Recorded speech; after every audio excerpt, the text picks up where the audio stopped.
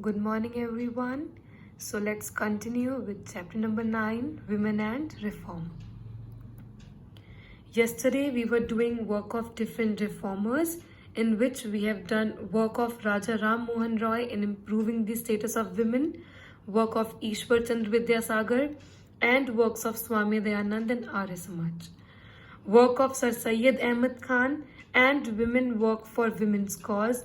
These two topics we'll be covering today. So let's start up with the work of Sir Syed Ahmed Khan in improving the status of women. Reformer Sir Syed Ahmed Khan, work done. Demanded a ban on Parda system and polygamy. Sir Syed Ahmed Khan demanded a ban on Parda system. What is Parda system? Parda system is a system which was started by Muslims and later adopted by various Hindus that involves seclusion of women from public observation. In this system, women cover their faces and bodies to avoid being seen by men who are not related to them. तो basically system में क्या होता है, हर एक women को अपना मुंह ढक कर रखना पड़ेगा अगर वो किसी स्ट्रेंजर से मिलती है या किसी और रिलेटिव से मिलती है, ठीक है. And polygamy you all know when a man can marry more than one wife, a custom in which a man can marry more than one wife. So Sir Syed Ahmed Khan demanded a ban on these two evil system. Second, against divorce system. He was against the divorce system because at that time divorce was quite often and simple. You just have to repeat the word divorce thrice or talaq ho jayega. But as per triple talaq law, it has been considered as a criminal offense, and if you still do it, you will get 3 years imprisonment, and you also have to pay fines or penalty for that. So secondly, he was against the divorce system. Firstly, he demanded a ban on Parda system and polygamy. Secondly, he was against the divorce system. Third, he laid emphasis on the education of Muslim women. इन्होंने Muslim women की education के लिए बहुत कोशिश की कि Muslim women को क्या प्रोवाइड हो सके, एजुकेशन प्रोवाइड हो सके. So basically he wanted to remove all the problems which were suffered by Muslim women. He only focused on the sad plight of Muslim women. जो भी problem Muslim women face कर रही थी polygamy के regarding, पर्दा system, divorce system, education, he focused only on the problems, only on the sad plight of Muslim women. ठीक है? The next topic we'll be doing in work of different reformers. The last one, women work for women's cause. So let's begin with it. Women work for women's cause. It must be noted that in the emancipation, in the removal of evils, some women also contributed a lot in different ways. There were some women like Begum Rokeya Shaukat Hussain, Begums of Bhopals, Tarabai Shinde, Pandit Ramabai, etc., who founded schools and training centers for girls education. Girls के education के लिए, girls को पढ़ाने के लिए, these all women, they started schools and training centers. Schools or training centers exclusively for the girls.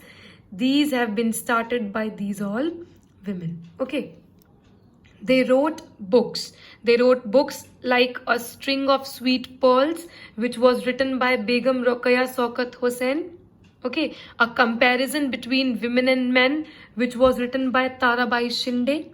The High Caste Hindu Woman, which was written by Pandit Ramabai. So they wrote, these all women, they wrote different books and edited magazines, and they also set up many women's association means different groups, different unions of women, या फिर हम group कह लें, group setup करा इन्होंने women के upliftment के लिए. So they wrote different books for women upliftment. Also they set up various associations, various groups for their upliftment. उनके अपलिफ्टमेंट के लिए डिफरेंट विमेन जो बहुत सारी डिसेबिलिटी सफर कर रही थी, उनके अपलिफ्टमेंट के लिए, उनके स्टेटस को इम्प्रूव करने के लिए they wrote different books as well as they form various association, they form various groups. Okay. In 20th century, they found political pressure groups.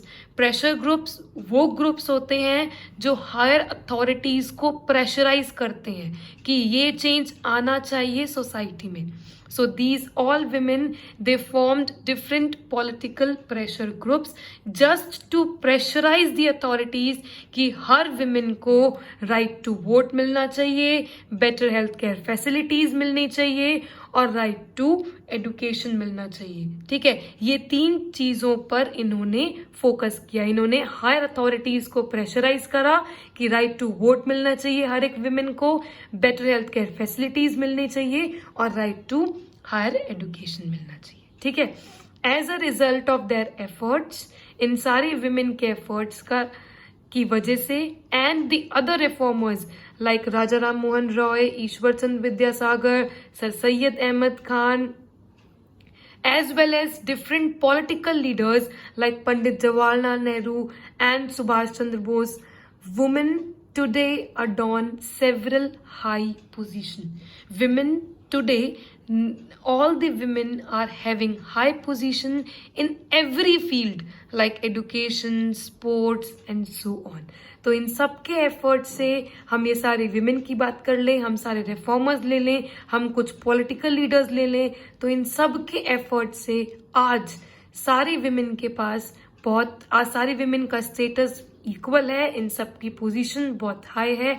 चाहे हम किसी भी फील्ड की बात कर लें, एजुकेशन की बात कर लें, स्पोर्ट्स की बात कर लें, हर जगह विमेन क्या है, इक्वल है. Today she stands on her own feet. Today she stands on her own feet. आज वो अपने पैरों पर खुद खड़ी है, आज वो इंडिपेंडेंट है और बहुत ही क्रूशियल पार्ट है अपनी फैमिली और सोसाइटी दोनों का.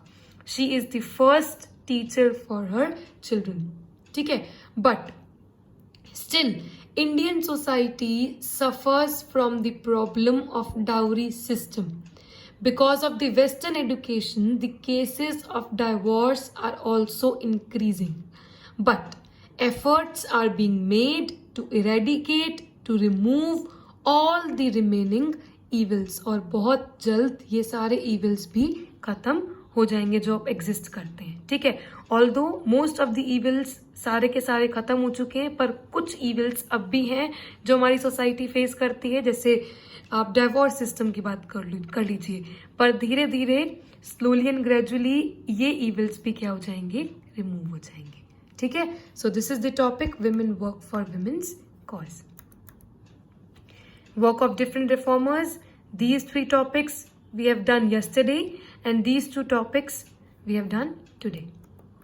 So let's begin with the another topic, that is efforts made by the government for gender equality. कि गवर्नमेंट के क्या क्या एफर्ट्स हैं जेंडर इक्वालिटी के लिए, विमेन के अपलिफ्टमेंट के लिए. ठीक है, first, women were given the equal rights to vote. All women above 18 were given equal right to vote like those of men. Otherwise, democracy would have no meaning. देखो, पहले तो विमेन के पास right to vote था ही नहीं, पर अब इन सारे women के एफर्ट्स की वजह से, सारे रिफॉर्मर्स की वजह से, सारे पॉलिटिकल लीडर्स के एफर्ट्स की वजह से विमेन को राइट टू वोट मिल चुका है. और सारी विमेन अब बिल्कुल मेन की तरह, अगर वो 18+ हैं तो उनके पास वोटिंग राइट है, उनके पास राइट है कि वो अपने रिप्रेजेंटेटिव्स को चूज कर सकें. Otherwise democracy would have no meaning. अगर इक्वालिटी नहीं होगी तो डेमोक्रेसी का क्या मतलब. तो इसलिए सबसे पहला एफर्ट क्या दिखाया गवर्नमेंट ने कि सारी विमेन जो 18+ हैं, जैसे ही मेन भी और विमेन भी, सारे इंडिविजुअल्स जो 18+ हैं उनको अब वोटिंग राइट मिल गई है. ठीक है, second, equal share in the property of parents. हम जानते हैं कि पहले विमेन ये डिसेबिलिटी सफर कर रही थी, कि पहले सारी विमेन को इक्वल हिस्सा नहीं दिया जाता था। जो प्रॉपर्टी का जब डिस्ट्रीब्यूशन होता था तो उसमें जो हिस्सा है वो किसके पास जाता था? सिर्फ मेल्स के पास जाता था, विमेन के पास नहीं जाता था। No right in inheritance of property was great injustice to girl, जो एक तरह का इनजस्टिस होता था। क्यों? क्योंकि प्रॉपर्टी का जो डिस्ट्रीब्यूशन है, प्रॉपर्टी का जो हिस्सा है वो सिर्फ मेल के पास जाएगा, विमेन के पास नहीं जाएगा। तो it is a kind of injustice to the girls. But the government of India passed the Kamla Act and the Hindu Code Bill in 1950s so that the girls have equal share in the property of parents. अब government ने declare कर दिया है कि अगर property में distribution होगा, अगर आपका एक बेटा है और एक बेटी है, तो वो इक्वल डिस्ट्रीब्यूशन होगा, 50-50 होगा। ठीक है। Third, declaring dowry as illegal. Dowry system हम पढ़ चुके हैं। दहेज प्रथा, जिसमें अगर हमें अपनी बेटी की शादी करानी है तो हमें कुछ काइंड में या फिर कुछ मनी, कुछ अमाउंट हमें जो हमारे सन इन लॉ है उनको देना पड़ेगा। ठीक है। अगर हमारे पास सूटेबल डाउरी नहीं है तो हमारी बेटी की शादी नहीं हो सकती है। उस टाइम पे जो बहुत सारी पुअर गर्ल्स होती थी वो काफी बार सुसाइड भी कमिट कर लेती थी, सिर्फ इसलिए क्योंकि उनके फादर जो होते थे वो सफिशिएंट डाउरी जमा नहीं कर पाते थे या सफिशिएंट डाउरी नहीं दे पाते थे। ठीक है। But now, the government of India declared dowry as illegal and no one can force the other party to give dowry. अब गवर्नमेंट ऑफ इंडिया ने डाउरी को इलीगल डिक्लेयर कर दिया है and as per dowry prohibition act which was passed in 1961, dowry देना और लेना एक ऑफेंस माना गया है, एक क्रिमिनल ऑफेंस माना गया है और इसकी आपको पनिशमेंट हो सकती है। ठीक है। This very fact has removed a great inequality against women. तो अब डाउरी देना और लेना क्या है? इलीगल है। ठीक है। Next, women's education. To impart education to the girls, various schools and colleges, some exclusively for women have been open. Different schools open किए जा रहे हैं, डिफरेंट कॉलेजेस ओपन किए जा रहे हैं गवर्नमेंट के through, which are exclusively for the women, जिससे कि सारी विमेन को एजुकेशन मिल सके, वो सारे के सारे विमेन स्कूल जा सकें। ठीक है। जैसे हम अलवर की बात करें तो जो जीडी कॉलेज है, गौरी देवी गवर्नमेंट गर्ल्स कॉलेज, ये एक्सक्लूसिवली सिर्फ और सिर्फ विमेन के लिए ही है।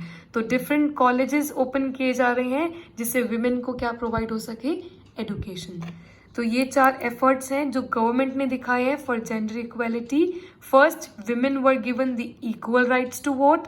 Second, equal share in the property of parents. Third, declaring dowry as illegal. And fourth, women's education. As a result of above efforts made by the reformers, by the government, much improvements have come in the status of women in the society. जो status था women का वो काफी improve हो चुका है reformers के effort से, पॉलिटिकल लीडर्स के एफर्ट से, गवर्नमेंट के एफर्ट से। अब विमेन को जो स्टेटस है वो इक्वल है। विमेन भी अब उतनी ही पोजीशन एड ऑन कर रही है जितना एक मेल मेंबर कर रहा है। ठीक है।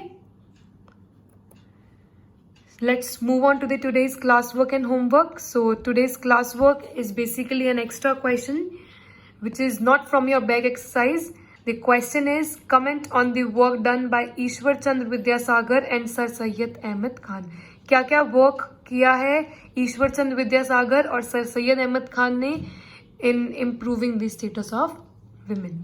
For homework, you have to do exercise E. Answer the following question. Question number 6. Which steps were taken by the government for upliftment of women? Women के upliftment के लिए गवर्नमेंट ने क्या क्या steps लिए हैं? So this is the classwork. This is the answer of your today's classwork, and you have to write this answer in this particular format only. हमको इसी तरह से टेबल बनानी है अपने classwork में.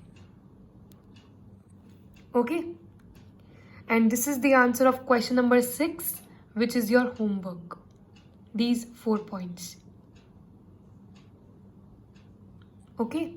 Now let's move on to the general question of today. It is a kind of situational question.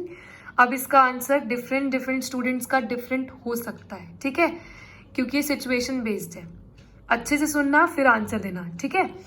Among all the disabilities suffered by women, जो भी सारी डिसेबिलिटीज हमने 12 डिसेबिलिटीज की हैं, विमेन जो सफर कर रही है, if you were given an option to remove any one of such disability, अगर आपके पास कोई ऑप्शन आए, ऑल्दो सारी डिसेबिलिटीज खराब है, सारी डिसेबिलिटीज का रिमूव होना बहुत इंपॉर्टेंट है, पर उस टाइम पे सपोज करिए कि उस टाइम पे सारी डिसेबिलिटीज एग्जिस्ट करती थी और अब आपको क्या करना है, उसी टाइम पे जाना है और कोई एक डिसेबिलिटी आपको चूज करनी है सबसे पहले रिमूव करने के लिए, ठीक है. What evil practice would you choose primarily, सबसे पहले आप उन 12 डिसेबिलिटीज में से कौन सी डिसेबिलिटी चूज करेंगे टू इरेडिकेट, टू रिमूव.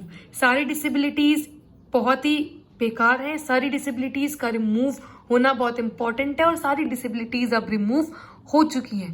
पर अगर हम सपोज कर रहे हैं कि सारी डिसेबिलिटीज एग्जिस्ट करती हैं, ठीक है, और आपको कोई एक डिसेबिलिटी रिमूव करनी है, तो आप सबसे पहले फोकस कौन सी डिसेबिलिटी को रिमूव करने पर दोगे, जो आपको लगता है कि रूट है, जो आपको लगता है कि जड़ है सारी प्रॉब्लम का, ठीक है, तो वो आपको कोई एक डिसेबिलिटी मेंशन करनी है. Again, do not attempt this question in your notebook, you just have to write in the comment section below. सिर्फ मेरे को डिसेबिलिटी का नाम बता देना, कोई उसका डिस्क्रिप्शन मत देना कि ऐसा क्यों, ठीक है. So I hope you understood everything, and if you have any problem just ask me. See you tomorrow.